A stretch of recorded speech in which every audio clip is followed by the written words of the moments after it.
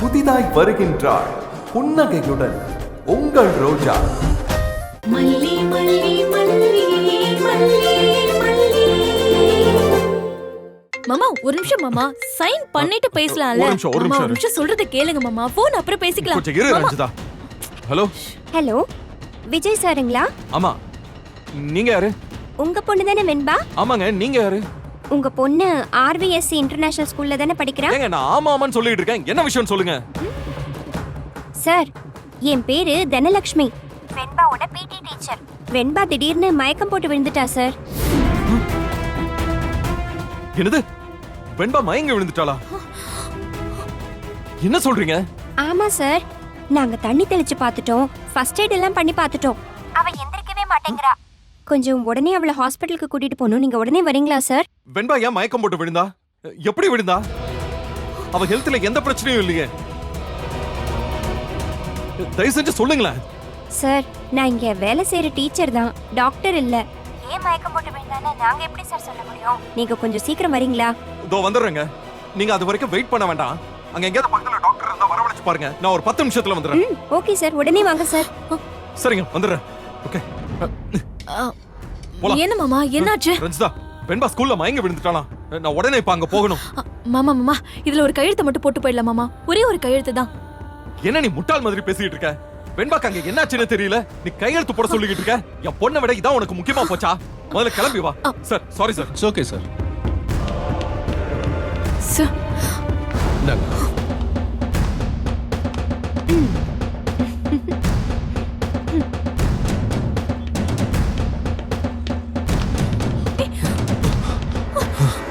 மாமா மாமா, ஒரு கையெழுத்து போடுற நேரம் தான் மாமா. ஒரு கையெழுத்து போட எவ்வளவு நேரம் ஆக போகுது? அதெல்லாம் இப்ப யோசிச்சுட்டு இருக்க முடியாதுன்னு சொல்றல. வா ரஞ்சிதா, போலாம். மாமா, இவ்ளோ தூரம் வந்துட்டு இவ்ளோ ஏற்பாடு பண்ணிட்டு இப்படி பாதியில விட்டுட்டு போனா எப்படி மாமா? ரஞ்சிதா, இந்த விஷயத்தை பத்தி பேசுறது நிறுத்த மாட்டியா? எனக்கு நீங்க யார் பேசுற விஷயமா காதுல விட மாட்டேங்குது. முதல்ல கிளம்பலாம், வா.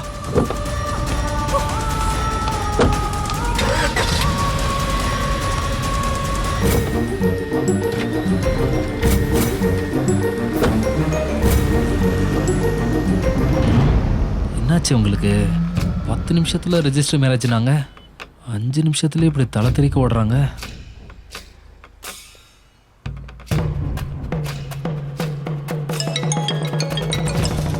சொல்லு சரவணா. அக்கா, பரபரப்பா ரெஜிஸ்டர் மேரேஜுக்கு தயாராயிட்டு இருந்தாங்க அக்கா. என்ன நடந்துச்சுன்னே தெரியல, துண்டை காணோம் துணியை காணோன்னு பாதியிலே எல்லாத்தையும் விட்டுட்டு ஓடுறாங்கக்கா. அப்படியா? ஆச்சரியமா இருக்கேடா. ஏன் இப்படி ஓடுறாங்க? அதான்க்கா புரியல. ஏன் அந்த கட்டடம் ஏதாவது இடிஞ்சு விழுந்துருச்சா, இல்ல அந்த ஆபீசர் ஏதாவது தேள் கொட்டிடுச்சா? அதெல்லாம் நடக்கலக்கா. ஆனா அப்படி நடந்த மாதிரி தான் இவங்க தெரிச்சு ஓடுறாங்க. சரவணா, நீ ஏதோ சொன்னியே, இனி காலத்துக்கும் என் புருஷனுக்கு சோறாக்கி போட்டுக்கிட்டு துணி துவச்சுக்கிட்டே தான் காலத்தை தள்ளணும்னு. அங்க என்னடான்னா, அவ்வளோ பெரிய தொழிலதிபர் விஜய், பெரிய பணக்காரி ரஞ்சிதா, 2 பேரும் ஏதோ தலை தெறிக்க ஓடுறாங்கன்னா இதெல்லாம் எப்படி நடக்குது சரவணா? அக்கா, நான் தான் புரியலன்னு சொல்றேன்ல. சரவணா, ஒண்ணு மட்டும் தெரிஞ்சுக்க, நினைக்கிறவங்க நினைச்சா நின்ன இடத்துல இருந்தே கோட்டையில கொடி ஏத்தலாமா. அத முதல்ல புரிஞ்சுக்க. அக்கா, என்னக்கா சொல்ற? இதெல்லாம் நீ பண்ணதானா? அப்புறம் இதுக்குன்னு தனியா ஊர்ல இருந்து ஆளை கூட்டிட்டு வருவாங்களா? நான் தான் அவங்கள செதறி ஓட வச்சேன். அப்படி என்னக்கா பண்ண? எல்லாத்தையும் சொல்லக்கூடாது சரவணா, சில விஷயத்த சத்தம் இல்லாம பண்ணி முடிக்கணும். நீ அங்கேயே மச மச நின்னுக்கிட்டு ஒவ்வொன்னத்தையும் கடைசி நேரத்துல கொண்டு வந்து சேர்க்காம அடுத்தடுத்த விஷயத்த சீக்கிரமா செய். போ.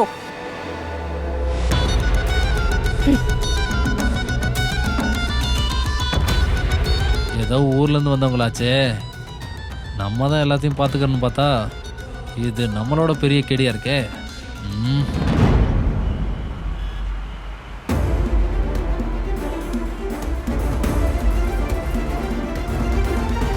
காலையில வெண்பா என்ன சாப்பிட்டா? ஏன் திடீர்னு மயக்கம் போட்டு விடணும்? காலையில பிரெட் தான் மாமா சாப்பிட்டா. எனக்காச்சும் அவ பிரெட் சாப்பிட்டா டெய்லியும் அதே குடுப்பீங்களா? அது எங்க வாங்கின பிரெட்? எக்ஸ்பைரி டேட்லாம் பாத்தியா இல்லையா? மாமா, காலையில கிச்சனுக்கு போனேன், சமைக்கிறதுக்கு எதுவுமே இல்ல.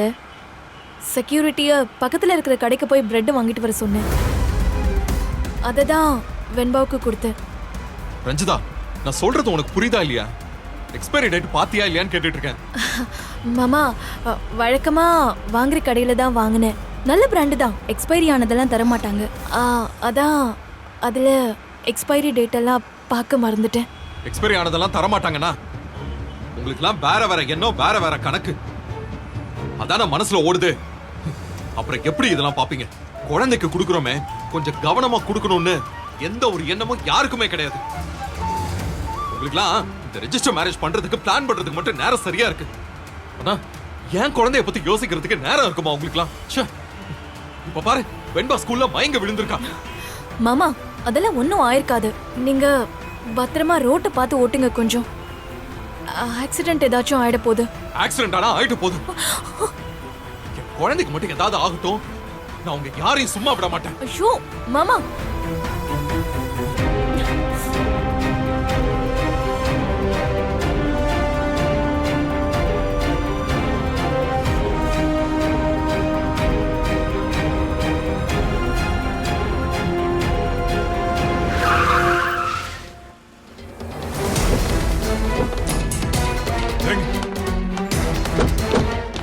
வெண்பா சார், சார் என் பொண்ணு வெண்பாக்கு என்னாச்சு? வெண்பாவா? ஆ. தெரியல சார், இப்போதான் நான் டியூட்டிக்கே வரேன். மேம் மேம் மேம், என் பொண்ணு வெண்பாக்கு என்னாச்சு? உங்க பொண்ணுக்கு என்னாச்சுன்னு திடீர்னு கேட்டா நான் என்ன சார் பதில் சொல்ல முடியும்? இப்படி ஆளாளுக்கு பொறுப்பு இல்லாம பதில் சொன்னா என்னங்க அர்த்தம்? என் பொண்ணு மயங்கி விழுந்துட்டான் போன் வந்ததுனால தான் நாங்க 2 பேரும் இங்க ஓடி வந்திருக்கோம். ஆனா ஒருத்தர் உருப்படியா பதில் சொல்ல மாட்டேங்கிறீங்க. உங்களை நம்பி குழந்தைங்களை ஸ்கூலுக்கு அனுப்புற பேரண்ட்ஸ்க்கு இப்படித்தான் பதில் சொல்லுவீங்களா? என்ன சொல்றதுன்னு தெரியல சார். மாமா அங்க பாருங்க. வெண்பா வெண்பா வெண்பா வெண்பா வெண்பா குட்டி, உனக்கு என்னமா ஆச்சு? உனக்கு என்னாச்சு செல்லம்? எனக்கு ஒண்ணுமே ஆகலடா, நான் சும்மா தான் உட்கார்ந்திருக்கேன். இல்லையம்மா, எனக்கு போன் வந்துச்சே. உனக்கு மயக்கம் வந்துச்சுன்னு ஏதோ சொன்னாங்களே, என்னமா ஆச்சு உனக்கு? வெண்பா செல்லம், நான் எப்பவும் போலதான் இருக்கேன். இங்க பாருங்க, நானும் திவ்யாவும் சாக்லேட் சாப்பிட்டுட்டு இருக்கோம், ஜாலியா இருக்கோம். ஆமா அங்கிள், நானும் வெண்பாவும் காலையில இருந்து சிரிச்சு பேசிட்டு தான் இருக்கோம். எங்க 2 பேருக்கு நடுவுல சண்டையே வரல. செல்லம், என்ன சார் ப்ராப்ளம்? எதுக்கு இப்படி பதட்டமா வந்தீங்க? வெண்பா ஸ்கூல்ல மயங்கி விழுந்துட்டான் போன் வந்துச்சு மேம். அது ஏதாவது பிராங்க் காலா இருக்கும் சார். அப்படி எதுவும் நாங்க கால் பண்ணல சார். நீங்க கால் பண்ணலையா?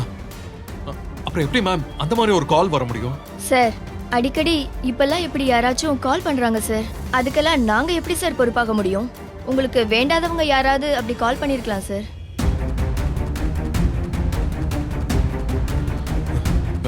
எனிவே என் பொண்ணுக்கு ஒன்னும் ஆகல.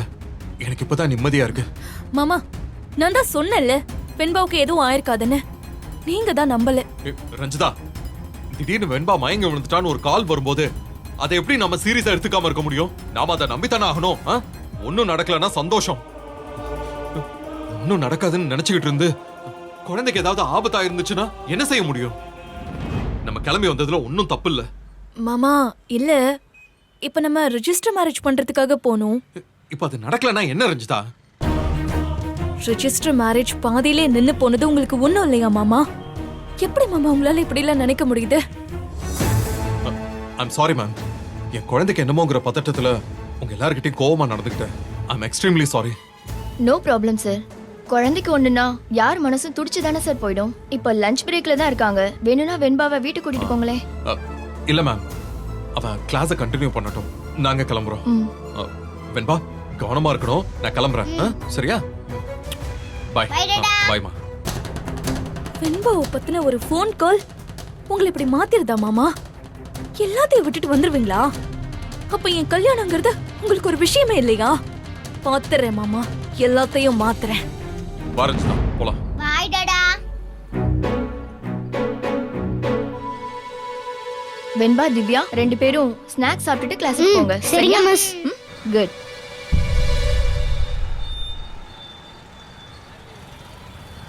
என்னது? ரெஜிஸ்டர் ஆபீஸ் போனீங்களா? ஆமா பாட்டி, மாமாவை கன்வின்ஸ் பண்ணி கூட்டிட்டு போய் எல்லா ஃபார்மாலிட்டிஸையும் முடிச்சு கையெழுத்து போட போறோம். அந்த சமயத்துல எங்க இருந்தோ அப்படி ஒரு ஃபோன் வந்துச்சு. வெண்பா நல்லதா கிளம்பி ஸ்கூலுக்கு போனா. அவளுக்கு ஒண்ணுமே ஆயிருக்காதுன்னு எனக்கு தெரியும்.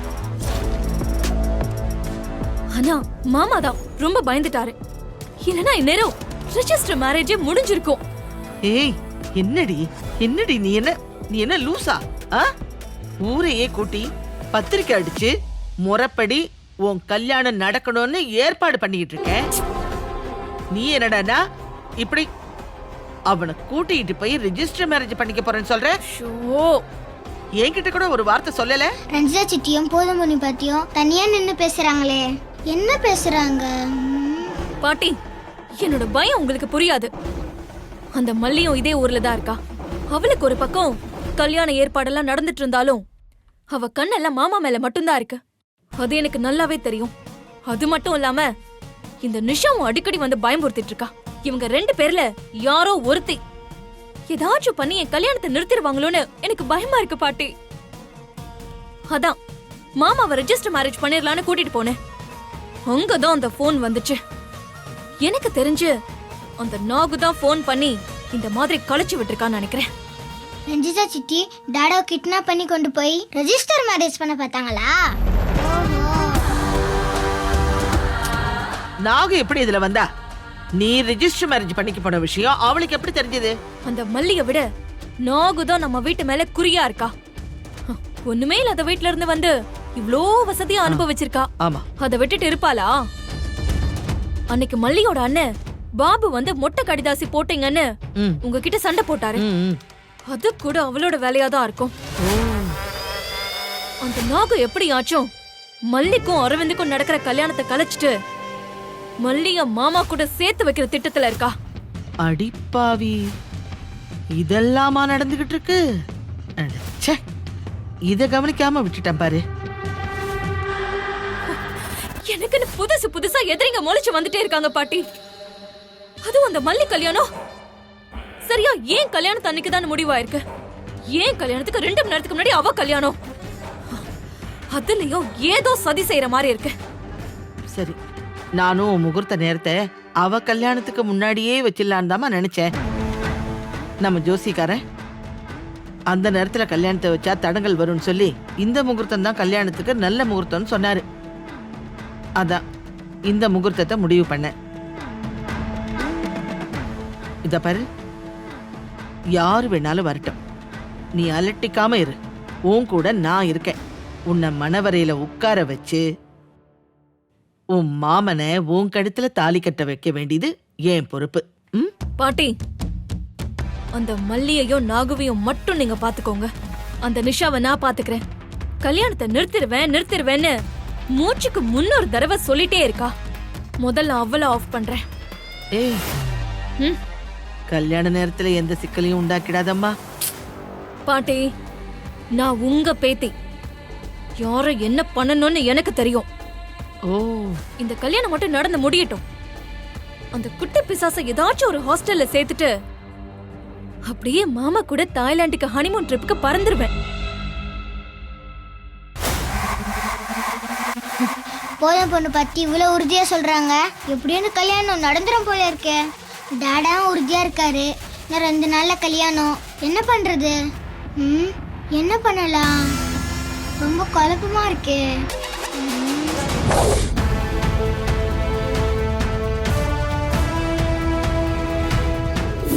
வேற யாரும் என் மேலையும் வெண்பா மேலையும் உரிமை இருக்கிறதா நினைக்காதீங்க. மல்லி, உனக்கு தான் லாஸ்ட் வார்னிங். இனி நீ எதுக்காகவும் வெண்பாவை பார்க்க கூடாது. எதுக்காகவும் வெண்பா கிட்ட பேசக்கூடாது. எதுக்காகவும் வெண்பாவை நீ நெருங்கவே கூடாது. மீறி நெருங்கினன் வை, வேற ஒரு விஜய பார்ப்ப. ரஞ்சிதா தான் இனி உன் அம்மா. அந்த மல்லி உன் அம்மா கிடையாது. அவளை இன்னையோட நீ மறந்துடணும். இதுக்கப்புறம் மல்லியம்மா நீ ஏதாவது சொல்லிக்கிட்டு இருந்த, இனி நீ ஸ்கூலுக்கு போவேன்னு முடிவு பண்ணி வீட்டுக்குள்ள பூட்டி வச்சிருவேன். ஞாபகம் வச்சுக்க. போ, உள்ள போ.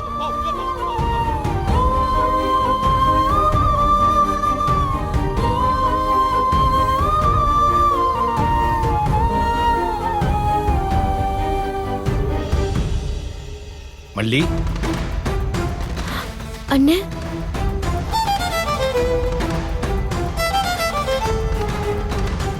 என்னம்மா தனியா வந்து நின்னுட்டு இருக்க?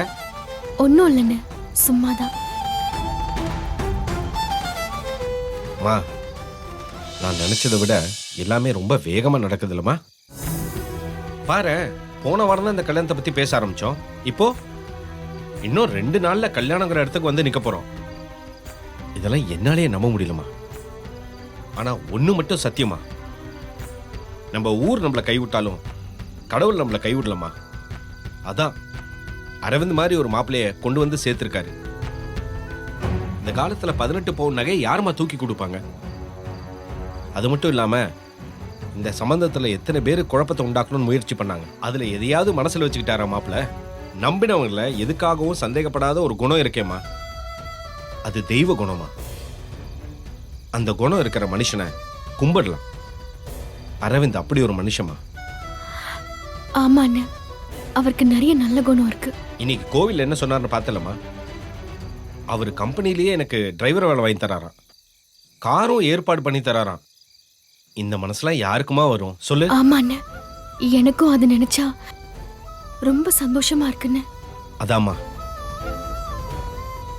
கடைசியா உங்ககிட்ட ஒரு வார்த்தை கேட்டு போலான்னு வந்தேன். என்னென்ன? இல்லம்மா, நான் உன்னை கஷ்டப்படுத்திடல. நீ உன்னோட முழு மனசோட தானே இந்த கல்யாணத்துக்கு சம்மதிச்சிருக்க.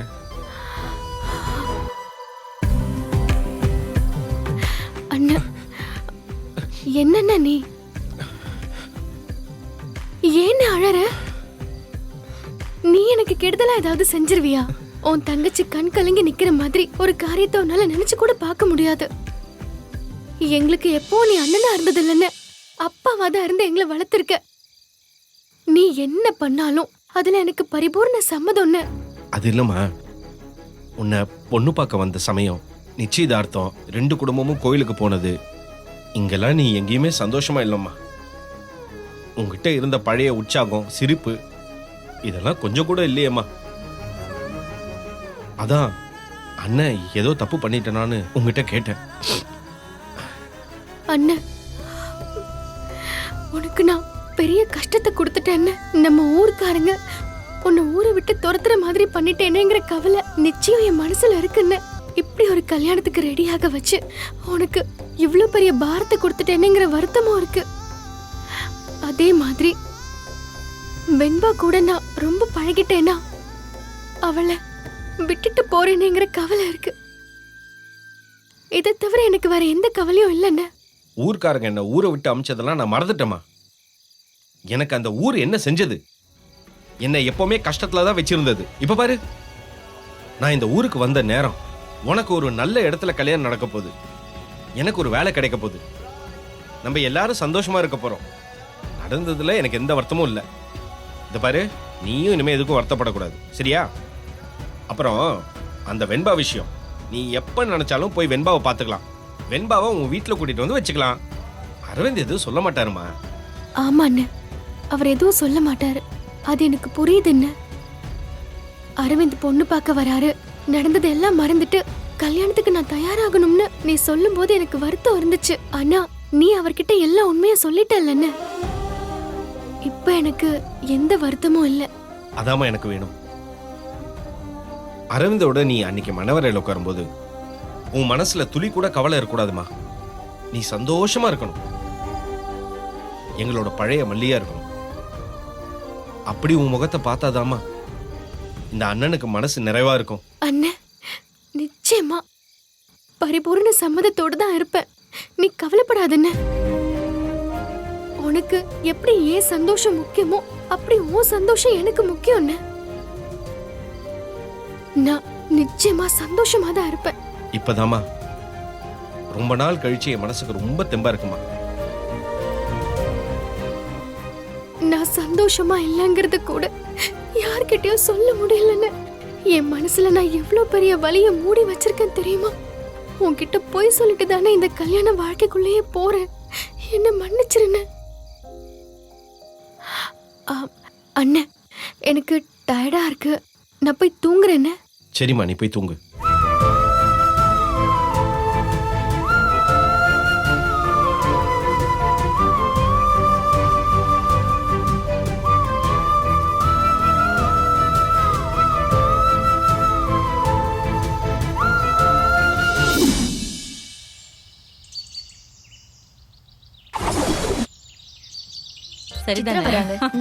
வாங்க வாங்க வாங்க, எல்லாரும் நல்லா இருக்கீங்களா? நீங்க எப்படி இருக்கீங்க? நான் நல்லா இருக்கேன். வீட்ல எல்லாரும் நல்லா இருக்காங்களா? எல்லாரும் நல்லா இருக்காங்கம்மா. கனவே பெரும் கனவே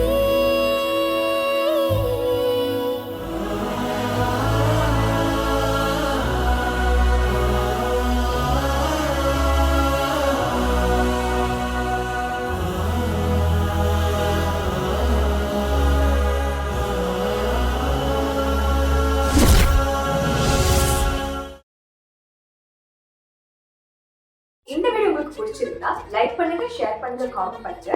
மறக்காம சரிகமா டிவி ஷோஸ் தமிழுக்கு சப்ஸ்கிரைப் பண்ணுங்க.